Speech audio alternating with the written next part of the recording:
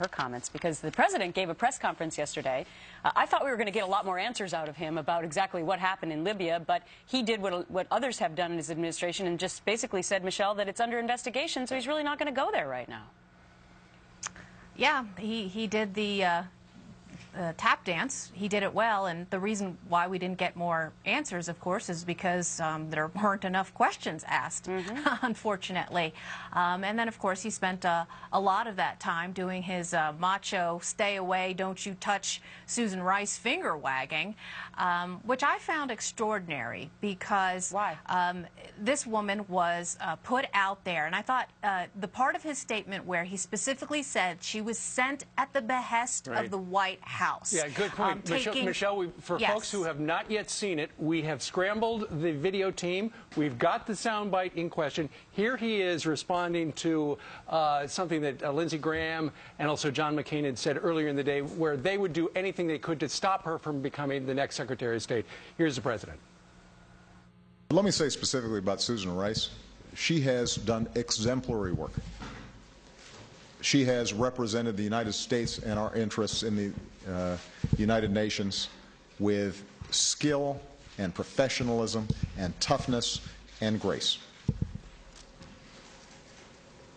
As I've said before, she made an appearance at the request of the White House in which she gave her best understanding of the intelligence that had been provided to her.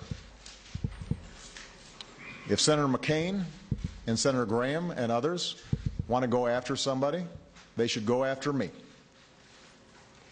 And I'm happy to have that discussion with them. But for them to go after the UN ambassador, who had nothing to do with Benghazi, and was simply making a presentation based on intelligence that she had received, who had nothing to do with Benghazi, to besmirch her reputation, Let's listen to Michelle. Is outrageous. There you go. All right. You were saying. Yeah. Here's what's outrageous, that he admitted that this woman had nothing to do with Benghazi, had basically been given a set of talking points and appeared on nearly a half-dozen shows, and now does not want to be held accountable for the words that came out of her mouth. I mean, this human shield strategy that he wants to have it both ways on.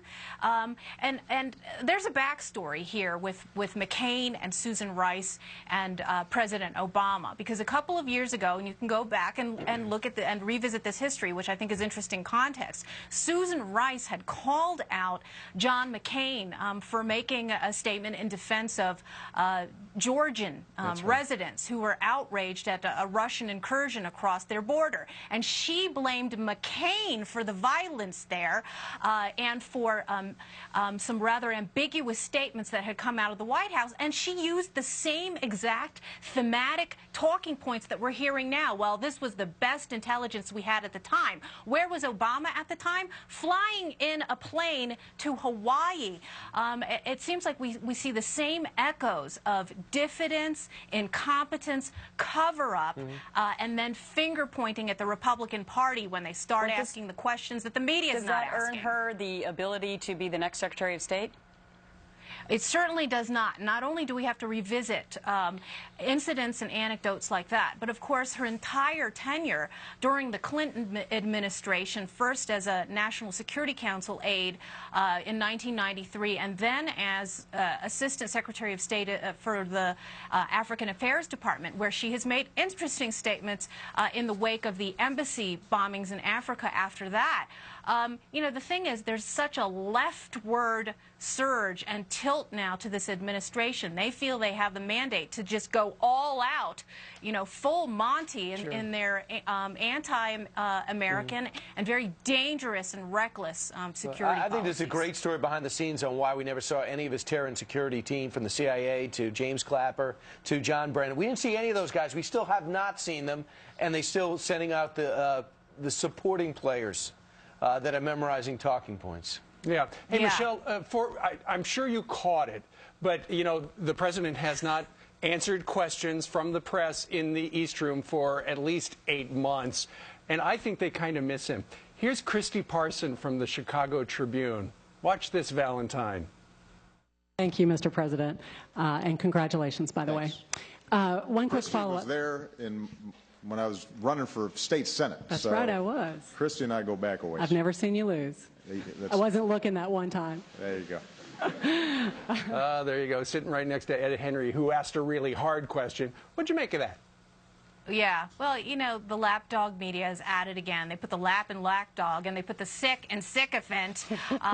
Where was her drool bucket? That's what I want to know. But we've seen these kind of emotive public displays of really, I think, malpractice, journalistic malpractice and affection for their man in the White House. And I would contrast it with this. There's a local reporter here in Colorado Springs who's asking pesky questions of an Obama administration official, Ken Salazar. And you know what happens to journalists who actually do their job? They get threatened to be punched. Heard that. That's how this administration always works, always has been. Michelle, thank you very much for joining us on this Thursday. Have a great week. See you back here next week. You bet. Take care.